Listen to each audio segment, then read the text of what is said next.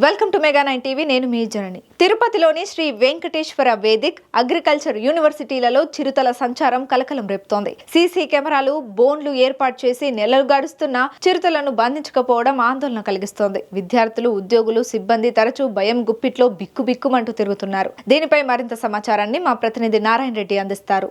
గత కొద్ది రోజులుగా తిరుపతిలో ఎస్వి యూనివర్సిటీ అలాగే వేదిక్ యూనివర్సిటీ అగ్రికల్చర్ యూనివర్సిటీల్లో చిరుతపులి సంచారం తీవ్ర కలకలం రేపుతుంది. గత 3 నెలలుగా ఈ యొక్క యూనివర్సిటీ ప్రాంతాల పరిధిలో యొక్క చిరుతలు సంచరిస్తూ అటు ఫారెస్ట్ అధికారులకు, ఇటు టీటీడీ అలాగే యూనివర్సిటీ యాజమాన్యానికి కూడా కంటి మీద కొనుక్కు లేకుండా చేస్తుంది.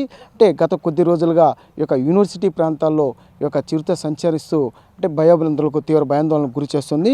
అంటే శేషాచల అటవీ ప్రాంతానికి ఈ యొక్క యూనివర్సిటీలు దగ్గరగా ఉండడం కారణంగానే ఈ యొక్క చిరుత సంచారం ఎక్కువగా ఉన్నట్లు కూడా తెలుస్తుంది. అంటే ఈ ప్రాంతము ఒక వన్య ప్రాణులకు ఒక ఆవాస కేంద్రంగా ఉన్నది. అంటే ఈ వాతావరణం కానీ అలాగే ఈ కొండ కింద ప్రాంతం కానీ పూర్తిగా ఒక చెట్లు ఒక ఆవాసానికి ఏర్పాటు చేసుకొని ఇక్కడ ఎక్కువగా జింకలు కానీ, దుప్పిలు కానీ అలాగే కుక్కలు ఎక్కువగా ఇక్కడ జీవిస్తున్నాయి. కాబట్టి ఇక్కడ వేట కోసం రావడం, అవి ఇక్కడ ఆవాసాలుగా చేసుకొని ఇక్కడే ఉండడం కూడా మన చూస్తున్నారు. అలాగే గత కొద్ది రోజులుగా ఈ యొక్క చిరుతల సంచారాన్ని ఒక ట్రాప్ క్రమాల ద్వారా అటవీ శాఖ అధికారులు గుర్తించారు. అలాగే వాటిని ట్రాప్ క్రమాల ద్వారా గుర్తించిన అటవీ శాఖ అధికారులు ఆ యొక్క చిరుతను బంధించే క్రమంలో యూనివర్సిటీలో గత 3 నెలలుగా ఏర్పాటు చేసిన బోన్లు ఏర్పాటు చేశారు. అయితే ఈ యొక్క చిరుతపులి ఆ బోన్లకు చిక్కకుండా చాకచక్యంగా తిరుగుతూ ఇక్కడ ఉన్న జింకలను అలాగే కుక్కలను వేటాడి చంపి తింటుంది. అలాగే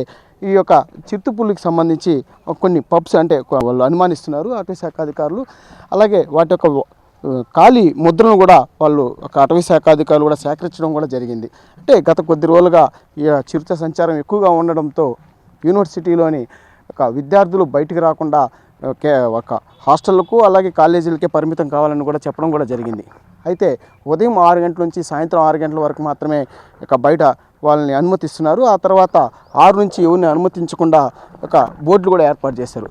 అంటే పూర్తిగా యూనివర్సిటీ పరిధిలోని అనేక ప్రాంతాల్లో చిరుత సంచారం ఉన్నట్లుగా కూడా గుర్తిస్తూ బోర్డులు కూడా ఏర్పాటు చేశారు.